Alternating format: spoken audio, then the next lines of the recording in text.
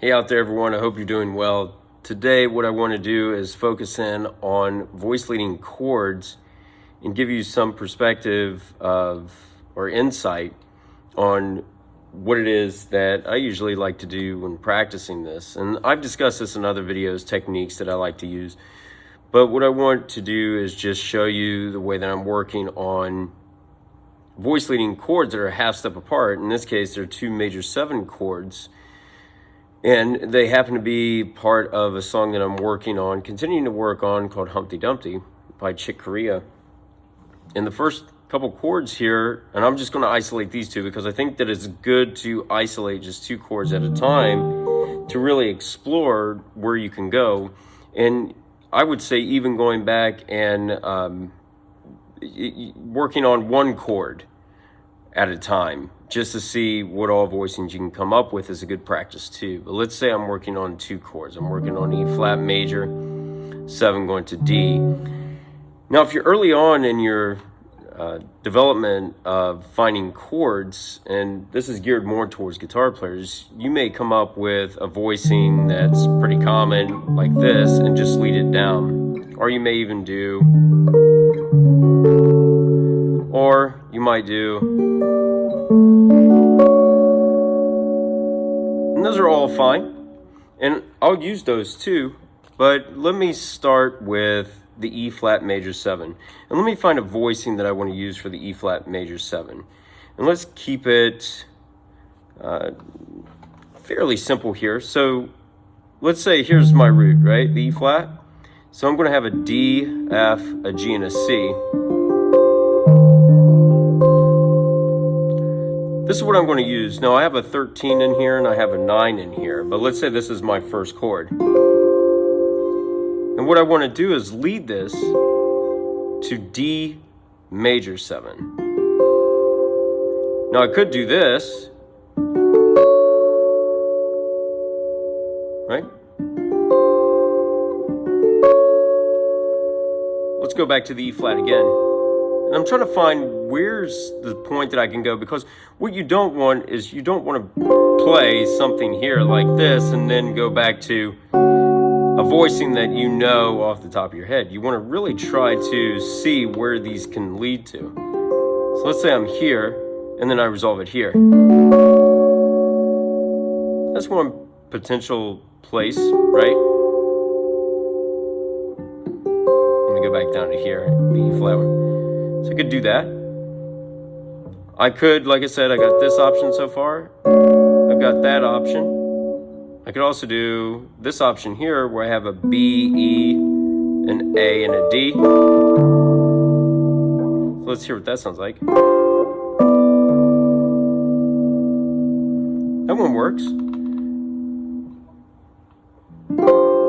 I could go here, and I could lead that top note down to a B. So I have a D, a C sharp, an F sharp, and a B. And let's say I go with that, just to move on to see where I can go. So I started with this. And now I'm going to lead it to here. So let me go back to that real quick because I want to make sure. So this is kind of an anticipation what I did there when I hit that E, the signal that I'm going to go to the D major. But let's say I don't do that for a minute, so I don't want to mislead your ears here. So here's the chord, and I'm going to resolve it down to here.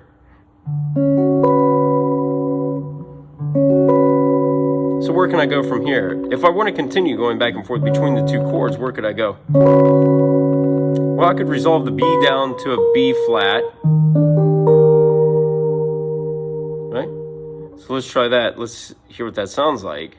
So I got this chord going to this chord. That's not bad. And then where could I lead that? Well, I could take the B flat and I could lead that down to an A. But let's see what I can do with that. What if I done this voicing here? For the D chord. So what I have is the 13, the 7, or you could say a 6, either one, the 7, 3, and a 5. So I have this chord leading to this chord.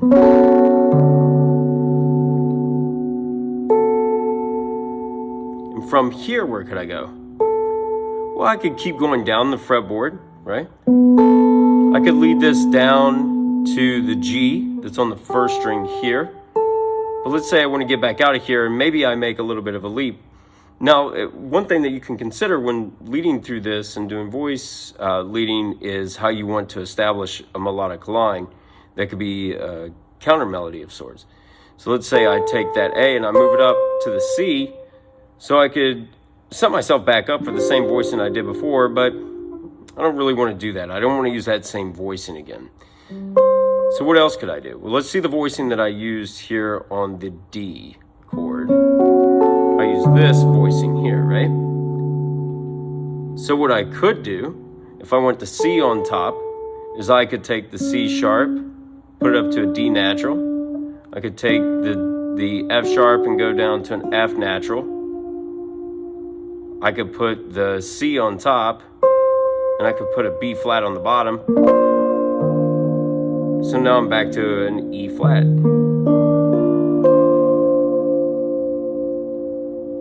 So here, what that sounds like. For the D chord again, I had B, C sharp, F sharp, and A.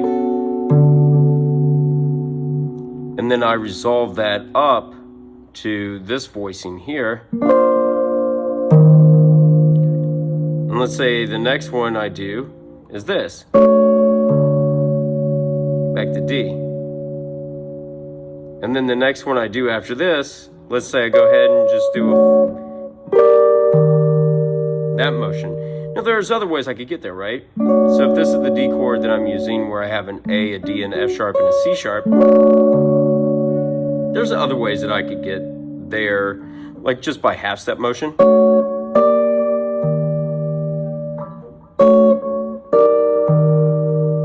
I could do that. Let's see, what else do I have here?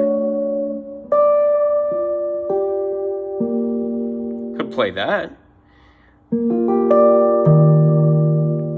That's a nice sound.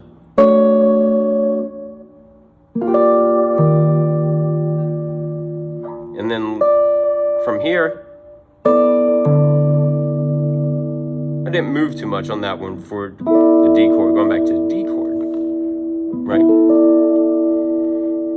So let's expand on that for a moment, and I won't go into as much depth. And of course, there's more that I could explore here. I'm not going to go into as much depth, but let's say that I continue on with the song. So let me start with a chord voicing again. Let's go with this one for E flat major.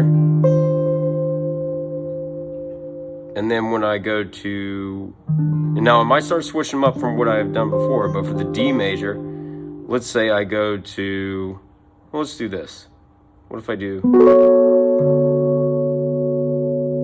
for D major? And now I'm going to go to a G flat or F sharp major chord. So how do I do that?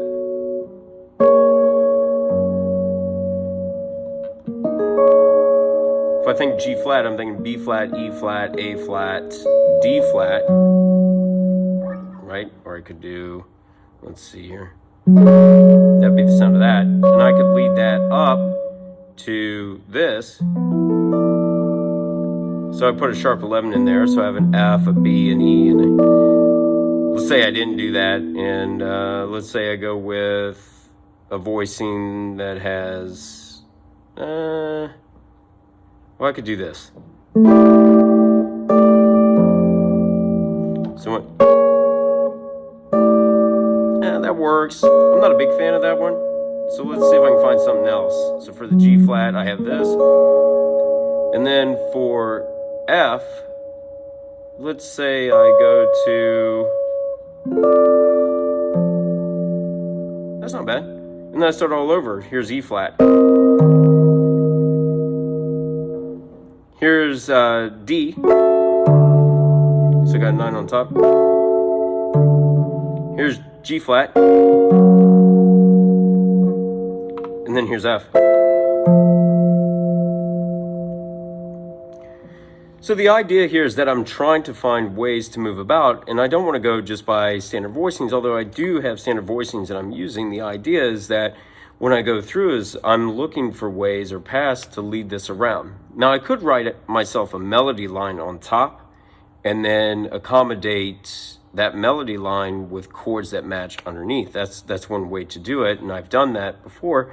I could also work on moving a line on the top, up by whole or half steps, or going down the opposite way, or trying to find common tones between all of these chords with slight motion. Let's say I start with this right here, kind of a simple one that, let's go E flat. So E flat, let's say I go right here. So I have a G on top here. So I can't really keep the G on top because it won't match up with the next chord so much, right? So I'm going to have to move that note, and I'm going to choose to move that note down a half step to F sharp. So let's say I go here. But that sets me up now to have a G flat on top as a root note, right? So I could have just a basic triad.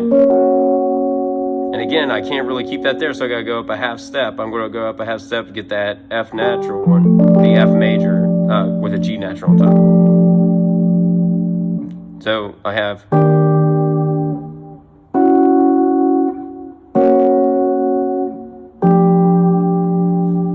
That may be a voicing that you like or maybe not, but the idea is that you can continue to play along and find voicings that you like to use.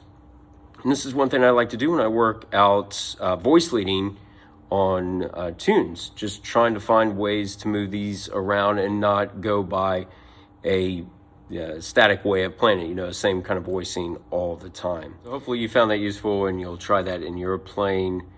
Make sure to subscribe, leave a comment, and I'll catch you next time.